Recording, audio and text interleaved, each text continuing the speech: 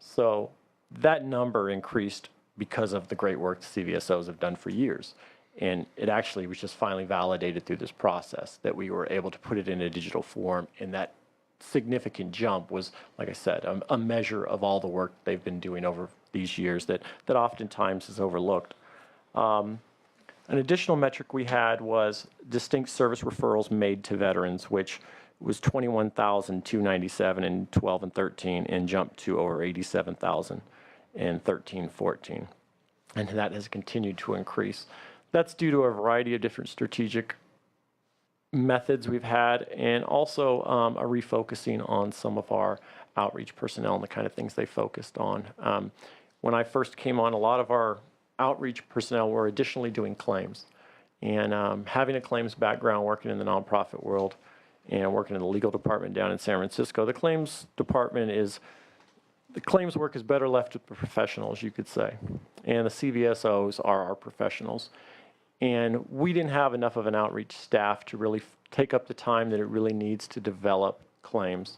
So one of the first things I did was stop our outreach staff from doing any kind of claims assessment. It was wonderful that they had that knowledge base. So when they talked to veterans, they could guide them and provide them information on that process. But I felt it was too taxing on their time when they could be out trying to, attending events, attending functions, trying to identify veterans, whether it be community colleges or ball games or wherever the case was that Calvet had a presence. So that's been noted in our increase in the number of veterans that we touched throughout the year.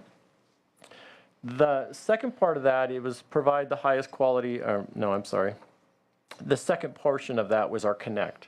So in the terms of connecting, we had various distinct goals as well. One of our biggest goals was trying to increase the amount of claims submitted from Calvet and the CVSOs, which from 12-13 to 13-14, that number jumped from 146,000 to over 186,000, so a 14% increase. So we certainly surpassed our 5% goal. But also, just this statistic it's alarming on some levels because it shows that our veterans are having some significant issues coming back from these years of war that we faced. But it's also a testament to the work of the CVSOs throughout the state. I mean, if you look at states across the country, that is an enormous amount of claims. I mean, granted, we have one of the highest population of veterans, but even relatively, that is an incredible number of claims. Another one metric that we focused on was the number of dollars received through the claims submitted by Calvet and the CVSOs. In 12-13, a little over $430 million came back to the state that year based on the claims work done between ourselves and the CVSOs. In 13-14, that number jumped up to over $546 million, which is over a 23% increase. Very significant. Those are a lot of dollars that come back to the state and obviously work their way back to the general fund one way or another. An additional metric we had was the VA has a process called fully developed claim process, and I don't know where you are, but it's been a big issue in terms of the VA and their inability to effectively and accurately process veterans' claims. There's been a backlog throughout the country, and unfortunately, California was disproportionately affected by this. We had two of the worst performing VA regional offices in the country in LA and Oakland. One initiative they came up with was the fully developed claim process, which really requires veterans, the CVSOs on the front end, to do a lot more work, puts the burden of proof squarely on the veteran. So that necessitated the CVSOs to really put their heads down and get to work, because not only were they asked to do the work they'd always done, but the VA was really, because of it was so overwhelmed, was really pushing a lot of this burden of proof back onto the CVSO and offering the opportunity for this claim to go through in 90 days if the claim, when it came to the VA, did not need anything else done to it. So basically asking the CVSOs to work with these veterans and perfect this process by the time it got into the VA. Throughout the past years, from 12-13, we had 2,737 claims put through this FDC process. In 13-14, we had a 229% increase in the amount of FDCs. So that's an incredible marker showing, the attention to detail that CVSOs put into their work. Also, it allows veterans to get their claim and health benefits that much faster. You figure all those claims going through are going to come back, in theory, in 90 days. LA District Office saw a jump of over 400% in the fully developed claim process, which was truly incredible. Additionally, another metric we had for the Connect was a 10% annual increase in certified DVBEs. So you're well aware of the Disabled Veteran Business Enterprise Program. In 12-13, we had 1,343 disabled veteran business enterprises registered with the state. In 13-14, that jumped to 1,532, and this year so far we have 1,787. So 13-14, that was a 14% increase, and then again in 14-15, it's been another 17% increase. So that's a program that we've really been hitting hard. With 2 million veterans in the state, I have a hard time believing that only 1,787 of them are disabled veterans. I'm guessing out of that 2 million, there's a lot more veterans out there that own their own businesses, and chances are a lot of them have service-connected disabilities. So we're really pushing hard with our partners at DGS and several others to outreach to them and get them involved in this program, because it's a great asset. It's a great benefit for veterans, and particularly for those who are pushing their businesses forward. But I will, I think I spoke about it before, another metric we had in terms of the ongoing communication was the cemetery. To get that in place, obviously we've already talked about that. That is in place. And then, of course, our MyCalVet website, which we're all very proud of. It's our public-facing website that really is a self-service website. I think it's a really change in a typical state website, and we're very proud of that and have had a lot of positive feedback on that site. MyCalVet.com, is that it? It's calvet.ca.gov. .gov. calvet.ca.gov. Sure. We'll get that down for the record. And then I will, I think that'll do it, and I will let Deputy Secretary Sin and Villarreal do. Secretary Sin, would you please proceed? Yes, thank you very much, Senator Nielsen, for having me, and thank you to the members of the committee as well. I look forward to sitting down with you and your staff and discussing the challenges that women veterans face and how we're trying to address those here in California. So a little bit of an overview. There's approximately 180,000 women who have served in the U.S. military that are here in California. That's about 10% of the veterans population, but that will due to increase to about 15% by 2030. So currently women are the fastest growing cohort in the active duty, reserve, and guard forces, and they're also increasing significantly in numbers for the veterans population nationwide and here in California. So services and benefits really need to realign to make sure to meet their needs. So our mission really at the Division for Women Veterans Affairs, aligned with our strategic plan, is to make sure that we provide advocacy, information, outreach, and support to women veterans and their families. And the main two ways we do that is to really focus on outreach and advocacy. For outreach, we're really trying to increase the points of access that women have to information about their benefits and about services in their area that they may need. And we try and connect them directly with those through targeted messaging and to consistently reassess what needs we're seeing that are emerging throughout the state. Through advocacy, we really try and improve the lives of women veterans by improving the services that are currently available to them and then trying to fill in gaps where services are still needed.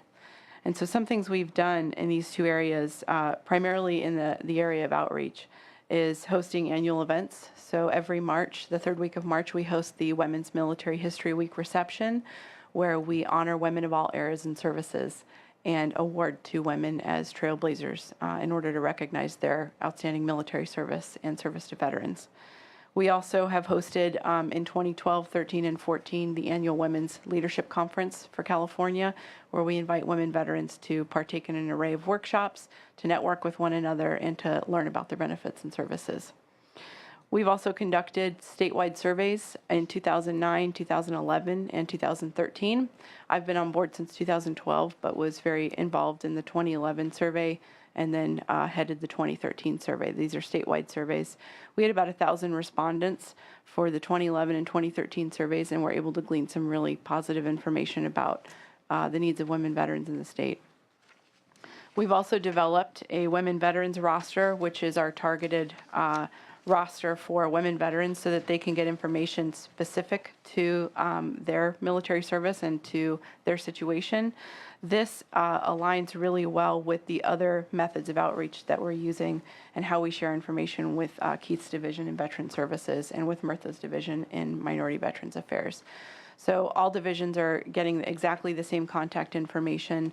We're not siloing anybody, but what we're doing is asking women to stand up and be counted so that they know that their service is so important to us.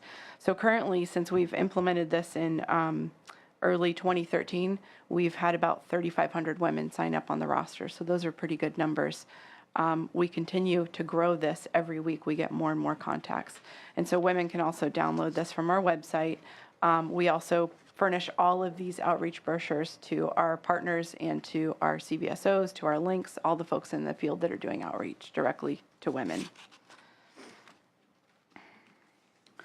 Regarding some of our metrics related to the strategic plan, we primarily looked at how we could increase the number of attendees at our outreach events, and we did meet that target. We had put that at about 10%, I believe, and did see a 10% increase in our annual events for our March reception. We did not meet that target for our annual conference, though. So what we've done is decided to suspend the conference for 2015 and really retool our outreach efforts and figure out how we can better reach women throughout the state, including running a social media survey that concluded in February. We had over 300 women respond to this survey, and we asked how they were receiving information, what platforms, web-based and social media platforms they were using, what news feeds they were using to receive information, what organizations they were receiving it from, and what type of information they were getting. And we came up with some fantastic numbers. So we found that of all of the different websites or all the different kind of points of access that women could be receiving information, whether it was a news website, whether it was a veterans organization's news feed, whether it was a blog or a social media site like Facebook or Twitter, CalVet was, our website alone was among the top ranking places where people were going to find information, which speaks greatly to the project of My CalVet. It's been very successful. We also found that our Facebook feed is the number one place where women are going to receive information.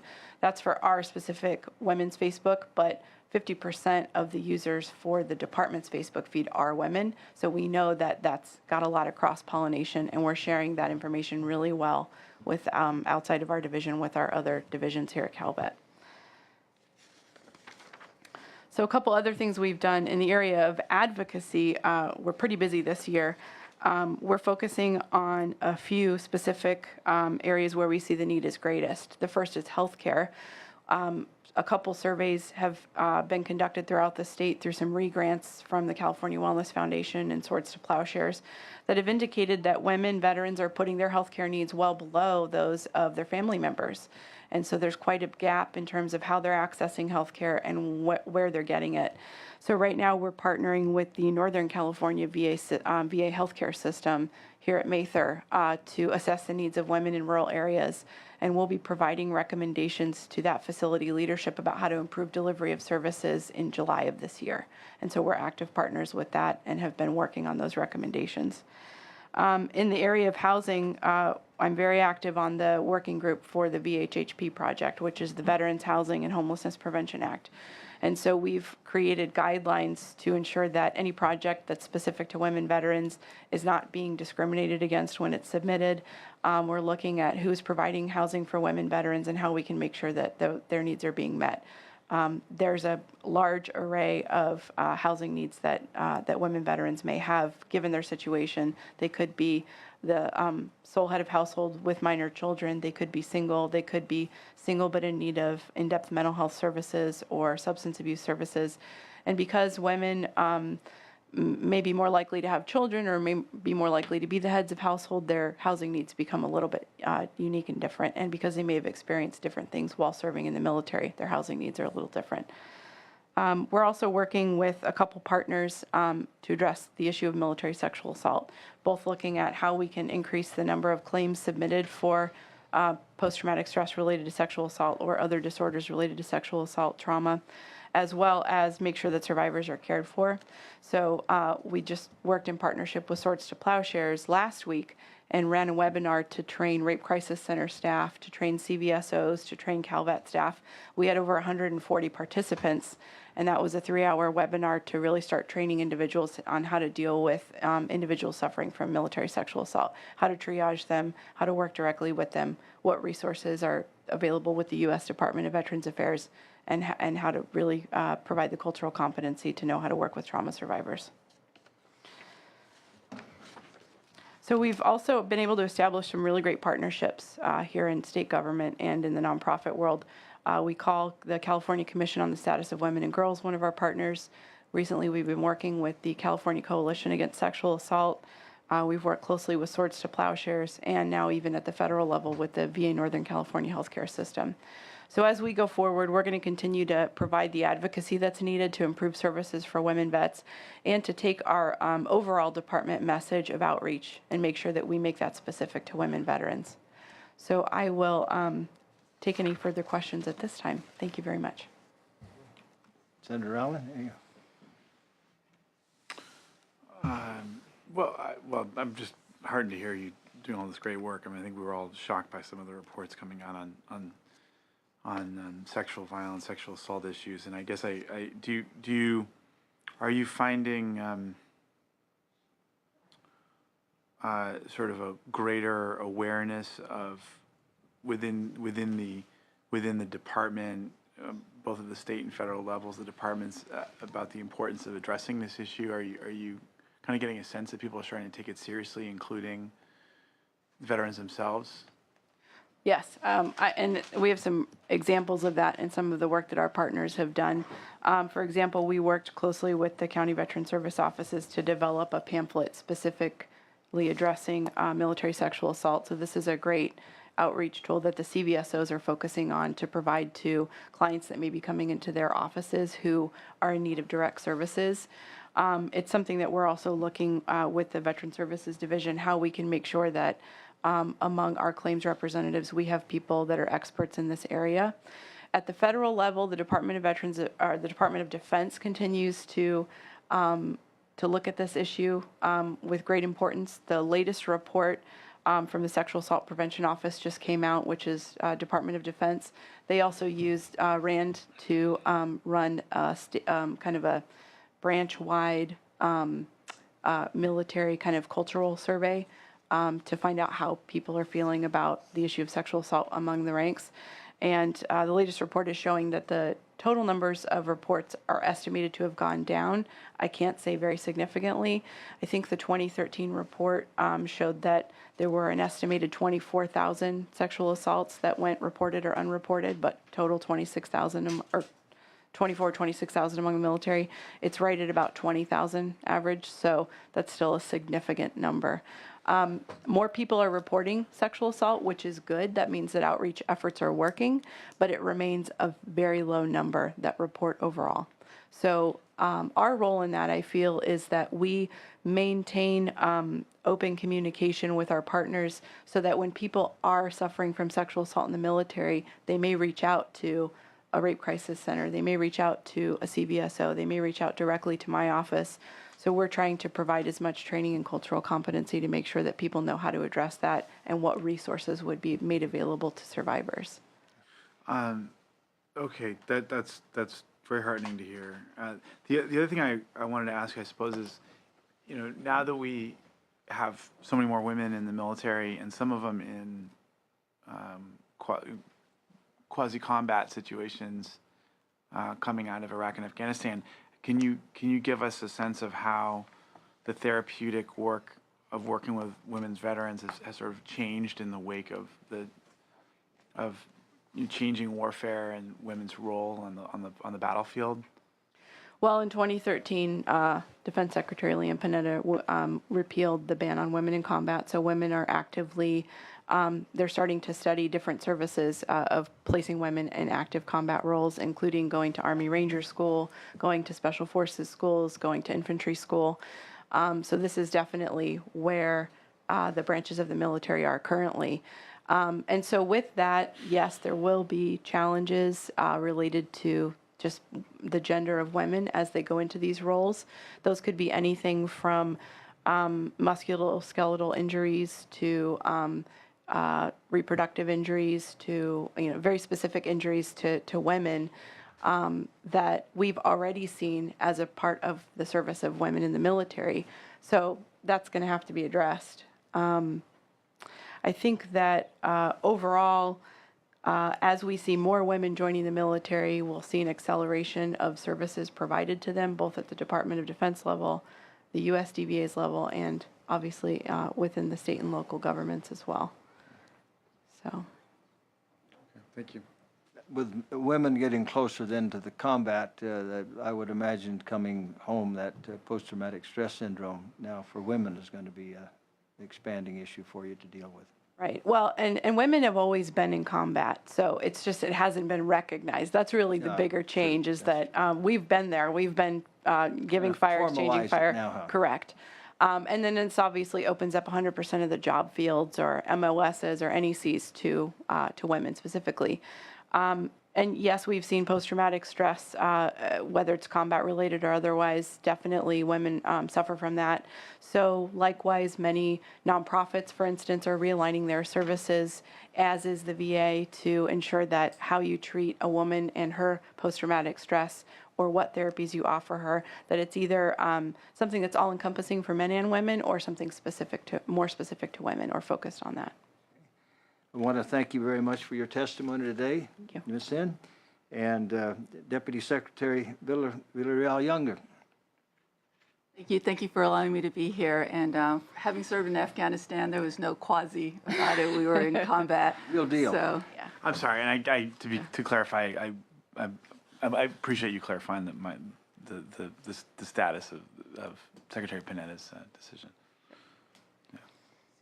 so I am very fortunate to be overseeing the department, the Division for Minority Veterans. California is a very diverse state with over 633,000 veterans self-identifying as minorities.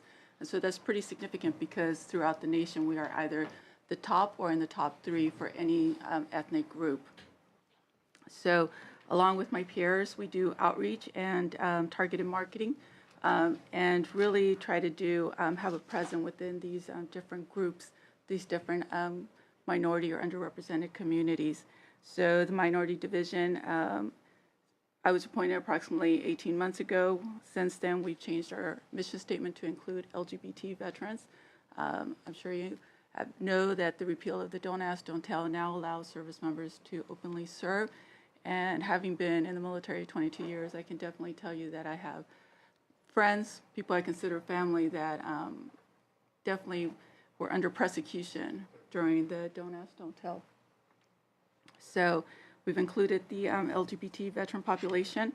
We've enhanced our outreach by revamping the Calvin Minority webpage, developing a Facebook page, contributing to the newsletter on different articles, whether they be special emphasis articles or highlighting the contributions of a specific.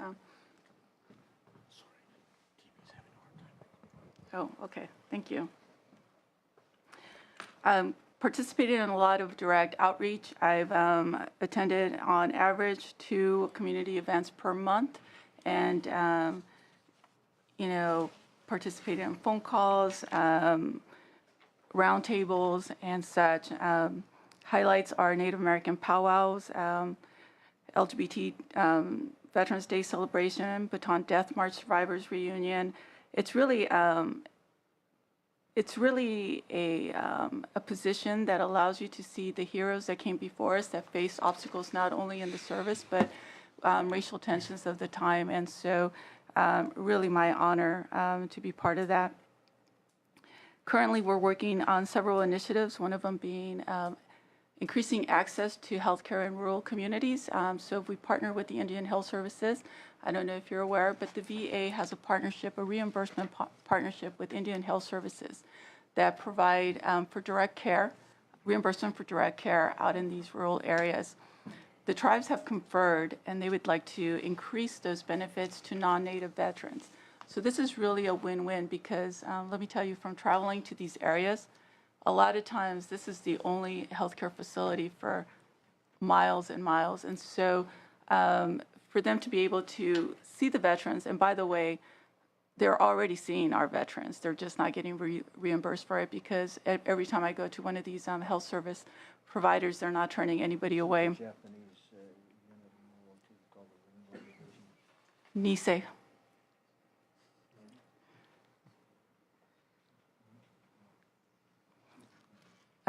So we are partnering to, in hopes that that agreement will be amended. I'm also going out and speaking to the healthcare providers to let them know about this reimbursement agreement.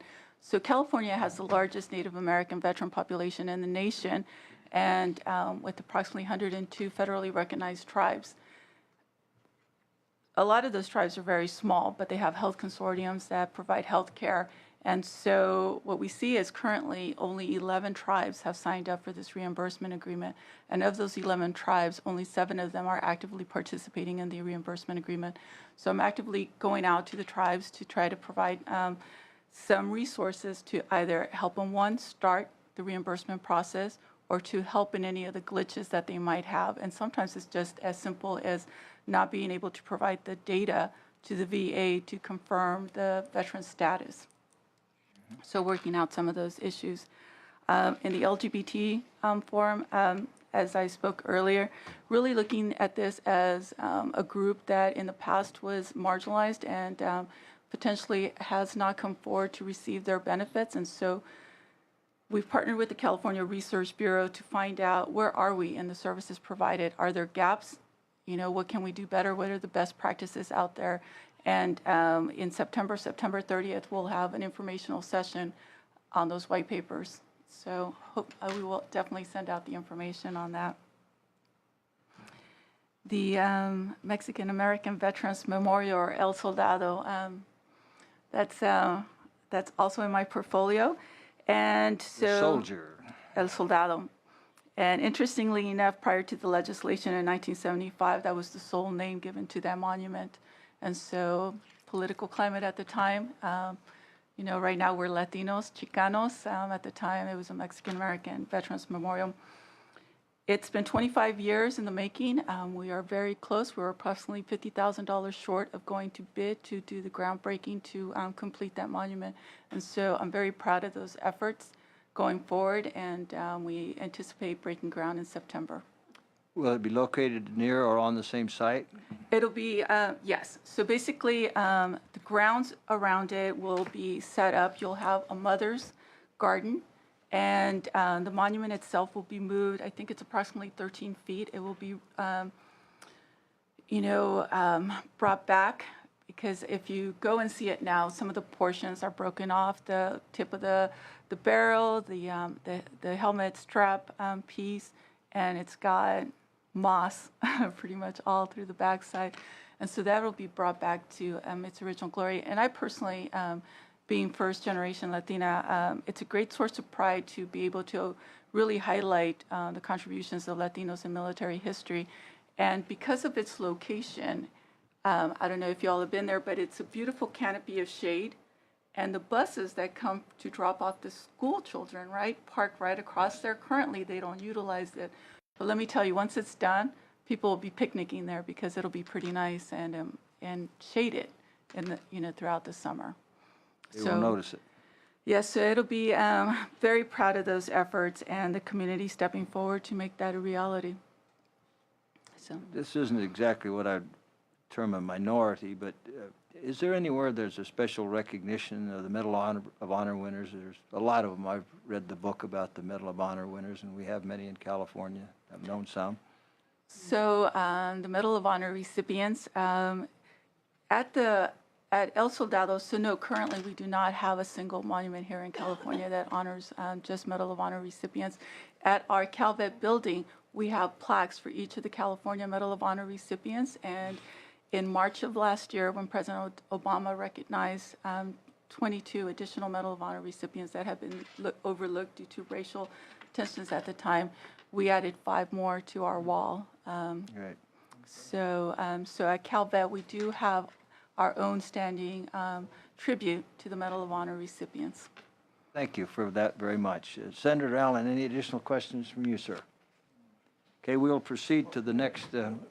One thing, Yeah, I guess, please. for you, Ms. Villarreal, do you deal with helping folks process naturalization? So, people who might have joined the services when they weren't citizens, and, can you talk, is that an issue that comes up? Are there issues of family? There is issues with that. So while you're in the service, if you are a citizen, let me take that back. If you are a resident but not a citizen, they offer a process in which you can become a U.S. citizen.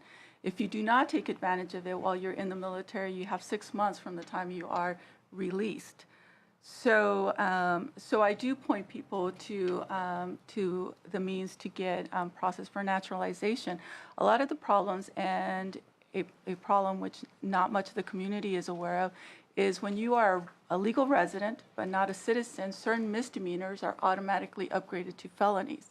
So we have veterans out there that never, for one reason or another, gain their citizenship, who commit a misdemeanor such as writing bad checks, which automatically, after a certain point, gets upgraded to a felony. At that point, they are deported.